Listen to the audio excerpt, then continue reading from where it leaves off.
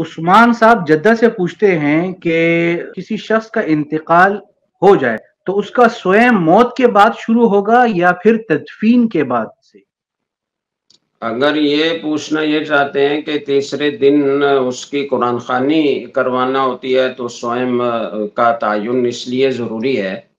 تو اول بات تو یہ ہے کہ یہ پوچھنا چاہیے کہ یہ سوئم کیا چیز ہے، کہیں شریعت سے ثابت ہے، کہیں رسول اکرم صلی اللہ علیہ وسلم نے اپنے سامنے جن صحابہ کا انتقال ہوا ان کے انتقال کے بعد تیسرے دن کسی قرآن خوانی کا اہتمام کیا، لوگوں کو جمع کر کے قرآن پڑھایا، تو ایسی تو کوئی روایت نہیں ملتی۔ آپ صلی اللہ علیہ وسلم کی زندگی سے اس کی کوئی مثال نہیں ملتی، صحابہ کرام کی زندگی سے اس کی کوئی مثال نہیں ملتی، تابعین تابعین سے اس کی کوئی مثال نہیں ملتی۔ ایصال ثواب تو ٹھیک ہے اپنی جگہ، آپ قرآن کریم پڑھیں، نفل پڑھیں، صدقہ کر کے ایصال ثواب کریں تو وہ تو ٹھیک ہے، لیکن اس کے لیے باقاعدہ اجتماع اور لوگوں کو دعوت دینا اور پھر اس میں کھانے کا اہتمام، تو یہ ساری چیزیں شریعت سے ثابت نہیں ہیں، اور اس کو دین کا جز سمجھنا یہ غلط ہے اور اس سے اجتناب کرنا چاہیے۔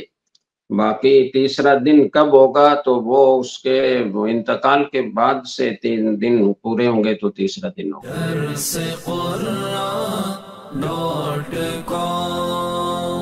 www.darsequran.com